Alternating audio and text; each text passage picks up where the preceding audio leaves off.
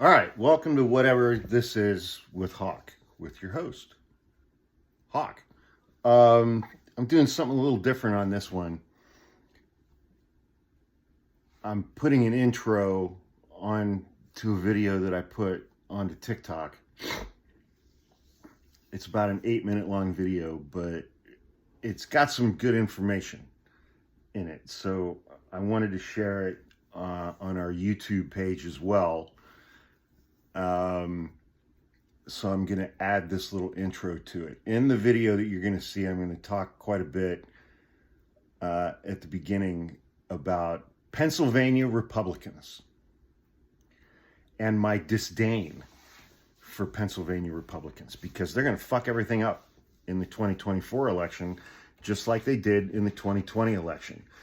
And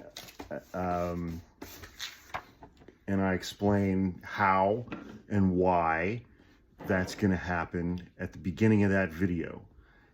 And I did that as an intro to a clip from our podcast episode that I recorded today for the podcast show that we put out each week called Full Potato Friday. And this week's episode of Full Potato Friday is a lot. Almost all of it is funny. I think there are two little news hits in that episode that aren't funny, but still needed to be recognized. Yeah. One of those is Bibi Netanyahu and Hamas. Both of whom continue to just absolutely slaughter innocent civilians. And this weekend we got the horrifying news that, the day before yesterday, members of Hamas murdered 6 hostages, Israeli hostages that were still alive. At least 3 of them had been part of a ceasefire hostage negotiation deal that Benjamin Netanyahu killed last week. He killed that deal last week, and now those 3 hostages and 3 other additional hostages are dead, murdered by Hamas, who should be absolutely fucking eradicated from this planet. And Bibi Netanyahu refused to agree to that deal, allegedly, because he needs this war to continue, because once this war is over, then there's going to be elections and he's going to be voted out. And once he's voted out, he's facing multiple felony charges and is going to go to prison.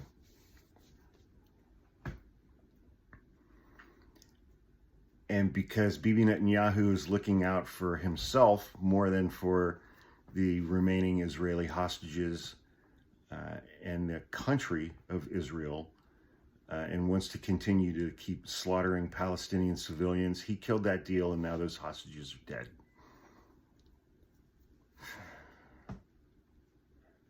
It's just maddening. It's absolutely maddening.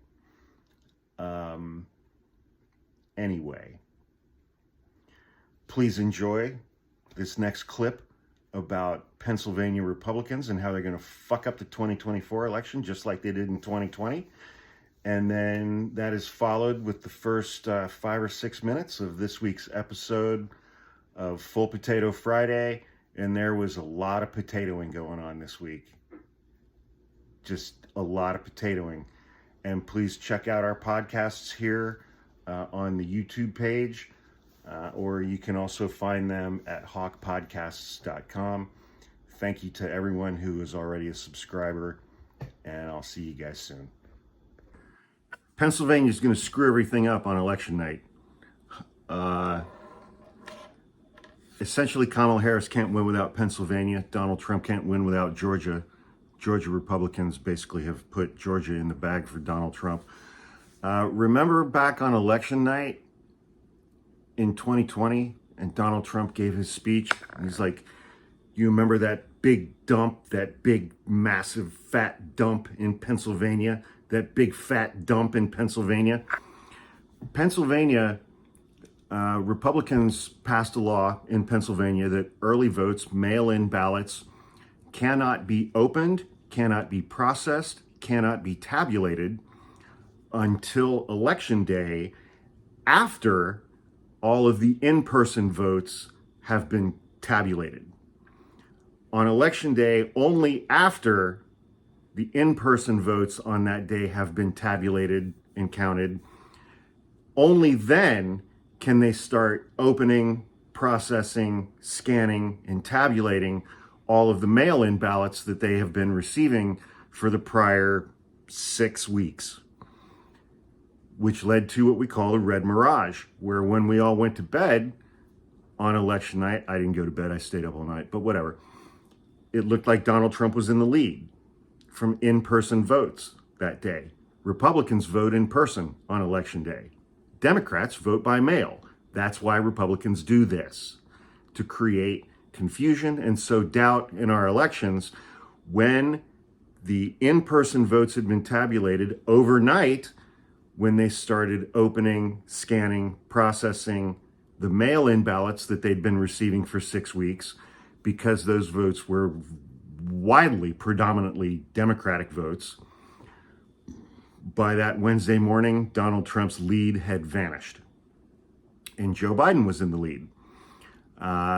Pennsylvania has had 4 years to fix this. Pennsylvania did not fix it because they want to create this kind of confusion and sow this kind of doubt in the 2020 election in Pennsylvania, which Kamala Harris has to win. So Pennsylvania is going to muck everything up again. Anyway, I recorded a new episode of Full Potato Friday today. I'm posting this on Sunday evening. Please enjoy the following clip, and please go check out our podcasts at hawkpodcasts.com. There are links in my link tree in my bio. We also have a YouTube page, and I'm informed that I now have an Instagram page as well. That link is on my bio page as well. Have a great night, and screw you, Pennsylvania Republicans.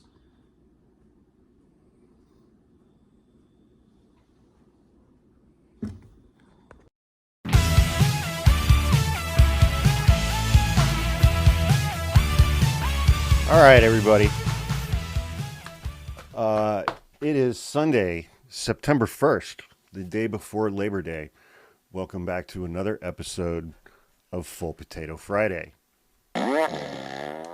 We had so much potatoing this week, and some of it's just, I mean, we're hitting a level of absurdity that I can barely process. It's how the polls are so close is just beyond me. It's beyond me. So it's like individually, a lot of this stuff is funny, but then, it's like I step back and I'm just like, how are the polls this close? How do we have this many complete fucking morons in the United States of America that are all voting for Donald Trump? Trump says his meandering speeches are brilliant. I'm sure most of you guys have seen the clip where he's talking about, I do the weave. I'm talking about 7, 8, 9 different topics. And then I bring them all together brilliantly. I brilliantly bring them all back together. And like friends of mine who are like English professors, look at Trump and say, that's the most brilliant thing I've ever seen. Donald Trump's never, ever in his entire life, ever had a conversation with an English professor, even when he was in college taking an English course. That has simply never, ever happened. It's like my dad's got a master's degree in linguistics. There's no chance in hell that he would ever look at Donald Trump and say, that thing where you ramble on about 8 or 9 different things for 7 minutes and then scream something about tax cuts, that's not brilliant. There's nothing brilliant about that at all. Nothing. Uh, Former Trump communications director Anthony Scaramucci, who is actually responsible for a unit of measurement. One Scaramucci equals 11 days, because that's how many days Anthony Scaramucci lasted in the White House in the communications department during Donald Trump's last term. So one Scaramucci equals 11 days, just for future reference. He says that Melania Trump, and allegedly he has sources for this, he claims that Melania Trump wants Kamala Harris to win in 2024, and that Melania Trump absolutely hates Donald Trump. That part is not difficult to envision. They're both objectively terrible human beings. But he said, quoting Scaramucci, I've met one person that actually hates Trump more than Melania hates Trump. That's General Milley. He's the only guy I've met so far that actually hates Donald Trump more than Melania hates him.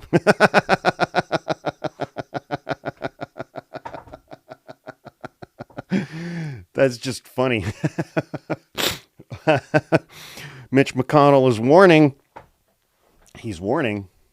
He's issuing a very stern warning when he's not freezing up and unable to speak or move, that if the Democrats keep control of the Senate, take control of the House, and Kamala Harris wins the presidency in November, that, the fierce warrior for democracy, Chuck Schumer, that was sarcasm, will do away with the filibuster, and they're going to pass a bunch of voting laws. They're going to reinstate Roe versus Wade as federal law, and they're going to make Puerto Rico and Washington, D.C. states, which will lead to 4 guaranteed Democratic senators in perpetuity. I support all of those things. I don't think Chuck Schumer is ever going to do away with the filibuster. I think Chuck Schumer's too much of a pussy to do away with the filibuster, but that's just me.